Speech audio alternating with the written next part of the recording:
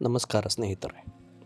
ಭಾರತ ದೇಶದ ವಿವಿಧ ಭಾಗಗಳಲ್ಲಿ ವಿವಿಧ ಧರ್ಮಗಳ ಜನರು ದೇಶದಲ್ಲಿ ಅನೇಕ ಹಬ್ಬಗಳನ್ನು ಆಚರಿಸುತ್ತಾರೆ.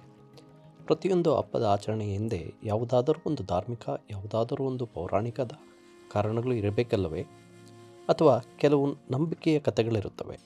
ಆದರೆ ಮಕರ ಸಂಕ್ರಾಂತಿ ಇವುಗಳಿಗಿಂತ ವಿಭಿನ್ನವಾದ ಹಬ್ಬವಾಗಿದೆ. ಭಾರತದ ಎಲ್ಲ ಪ್ರಮುಖ ಹಬ್ಬಗಳಲ್ಲಿ ಮಕರ ಸಂಕ್ರಾಂತಿಯು ಪ್ರಮುಖ ಮತ್ತು ಪ್ರಸಿದ್ಧ ಹಬ್ಬಗಳಲ್ಲಿ ಒಂದಾಗಿದೆ. ಇದನ್ನು ಬಹುತೇಕವಾಗಿ ಭಾರತಾದ್ಯಂತ ಆಚರಿಸಲಾಗುತ್ತದೆ. ಮಕರ ಸಂಕ್ರಾಂತಿ ಎಂದರೇನು? ಮಕರ ಸಂಕ್ರಾಂತಿ ಎಂದರೆ ಇದು ಮಕರ ಮತ್ತು ಸಂಕ್ರಾಂತಿ ಎಂಬ ಎರಡು ಪದಗಳಿಂದ ಗುರುತಿಸಲಾಗಿದೆ. ಮಕರ ಸಂಕ್ರಾಂತಿಯನ್ನು ಮಕರ ರಾಶಿಯಲ್ಲಿ ಸೂರ್ಯನ ಸಂಕ್ರಮಣವಾಗಿ ಮಾಡುತ್ತದೆ. ಅಂದರೆ ದಕ್ಷಿಣಾಯನದಿಂದ ಉತ್ತರಾಯಣಕ್ಕೆ ಸೂರ್ಯನು ಮಕರ ರಾಶಿಗೆ ಪ್ರವೇಶಿಸಿದಾಗ ಮಕರ ಸಂಕ್ರಾಂತಿ ಹಬ್ಬವನ್ನು ಆಚರಿಸಲಾಗುತ್ತದೆ. ಮಕರ ರಾಶಿಗೆ ಸೂರ್ಯನ ಬದಲಾವಣೆಯು ದೈವಿಕವಾದ ಮಹತ್ವವನ್ನು ನೀಡಿದೆ.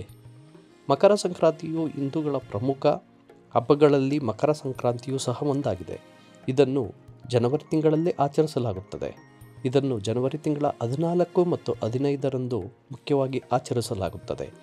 ಈ ಒಂದು ತಾರೀಕಿನಲ್ಲಿ ಗೊಂದಲ ಯಾಕೆ 14 ಅಥವಾ 15 ಎಂಬುದನ್ನು ನೋಡುವುದಾದರೆ, 2007 ಇಸ್ವಿಗಿಂತಲೂ ಮುಂಚೆಯೇ ನಾವು ಜನವರಿ 14ನೇ ತಾರೀಕನ್ನು ಸಂಕ್ರಾಂತಿ ಎಂದು ಆಚರಿಸುತ್ತಿದ್ದೆವು.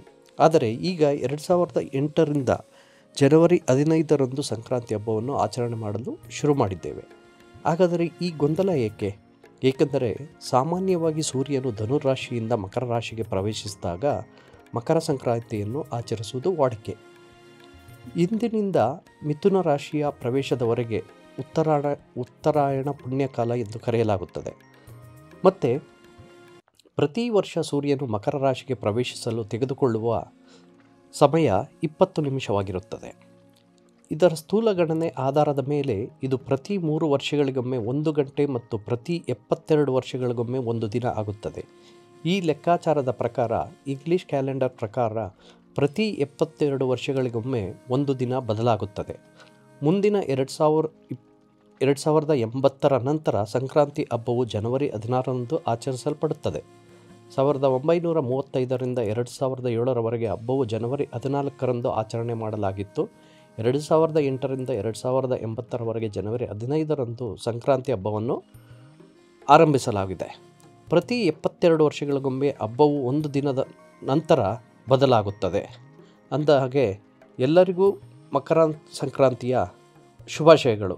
ನಿಮಗೆ ಈ ಒಂದು ತಾರೀಕಿನ ಗೊಂದಲ ಈಗ ಅರಿವಾಗಿದೆ ಎಂದು ತಿಳಿಸುತ್ತಾ, ಈ ಸಂಕ್ರಾಂತಿ ಹಬ್ಬದ ದಿನದಂದೇ ವರ್ಷದ ಎಲ್ಲ ಹಬ್ಬಗಳು ಪ್ರಾರಂಭವಾಗುತ್ತವೆ ಎಂದು ಇಂದಿನ ಕಾಲದಿಂದಲೂ ಇದು ರೂಢಿಯಾಗಿ ಈ ಹಬ್ಬವನ್ನು ಸಂಭ್ರಮದಿಂದ ಆಚರಿಸಿಕೊಂಡು ಬರಲಾಗಿದೆ.